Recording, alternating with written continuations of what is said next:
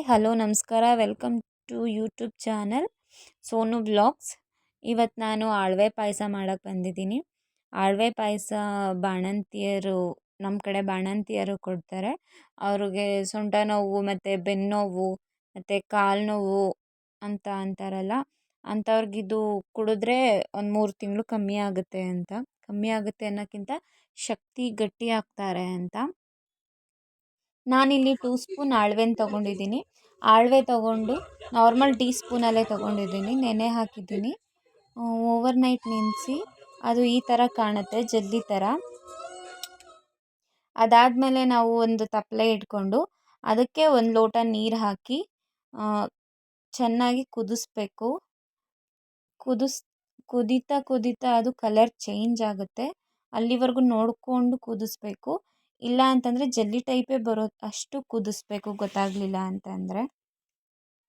ಇದನ್ನು ಚಿಕ್ಕವರಿಂದ ದೊಡ್ಡೋರ್ವರೆಗೂ ಎಲ್ಲರೂ ಕುಡಿಬೋದು. ಇವರೇ ಕುಡಿಬೇಕು ಅವರೇ ಕುಡಿಬೇಕಂತ ಏನಿಲ್ಲ.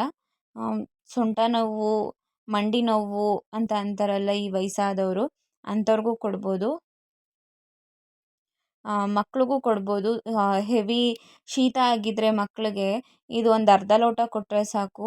ಹೆವಿ ಈ ಹೀಟ್ ಇದು ಸ್ವಲ್ಪ ಕುಡಿದ್ರೆ ಅವರು ಶೀತ ಆಗಿರೋರು ಆಟೋಮೆಟಿಕ್ಕಾಗಿ ಹೀಟಾಗಿ ಬಾಡಿ ಶೀತ ಕಂಟ್ರೋಲಿಗೆ ಬರುತ್ತೆ.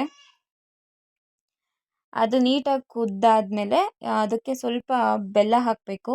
ನಾವು ಆಳ್ವೆನ ಎಷ್ಟು ತೊಗೊಂಡಿರ್ತೀವೋ ಅದು ಒಂದು ಸ್ವಲ್ಪ ಜಾಸ್ತಿ ಬೆಲ್ಲನ ಹಾಕಬೇಕು. ಆಳ್ವೆ ಸ್ವಲ್ಪ ಕಹಿ ಕಹಿ ಅನಿಸುತ್ತೆ ಹಂಗೆ ಕುಡಿಯೋಕ್ಕೆ. ನಾವು ಎಷ್ಟು ತೊಗೊಂಡಿದ್ದೀವೋ ಅದ್ರ ಮೇಲೆ ಸ್ವಲ್ಪ ಜಾಸ್ತಿನೇ ಬೆಲ್ಲ ಹಾಕ್ಬೋದು. ಇಲ್ಲ ಅಂತಂದರೆ ಬೆಲ್ಲ ಬದಲು ನೀವು ಸಕ್ಕರೆ ಹಾಕ್ತೀವಿ ಅಂದರೂ ಸಕ್ಕರೆನೂ ಹಾಕ್ಬೋದು.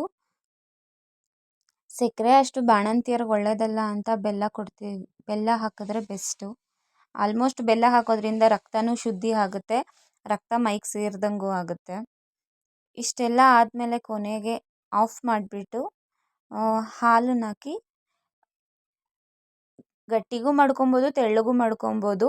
ನಿಮ್ಗೆ ಎಷ್ಟು ಬೇಕೋ ನೋಡ್ಕೊಂಡು ನೀವು ಮಾಡ್ಕೊಬೋದು. ನಾನು ಸ್ವಲ್ಪ ತೆಳ್ಳಗೆ ಮಾಡ್ಕೊತೀನಿ, ಗಟ್ಟಿ ಬೇಡ ಅಂತ. ಹಾಲು ಹಾಕಿ ಮಿಕ್ಸ್ ಮಾಡಿ ಇಟ್ಬಿಟ್ರೆ ಪಾಯಸ ರೆಡಿ ಅಂತ. ಇಷ್ಟು ವಿಡಿಯೋ ನೋಡಿದ್ದಕ್ಕೆ ಧನ್ಯವಾದಗಳು. ಫಾಲೋ ಮಾಡಿ, ಸಪೋರ್ಟ್ ಮಾಡಿ, ಲೈಕ್ ಮಾಡಿ, ಶೇರ್ ಮಾಡಿ. Thank you.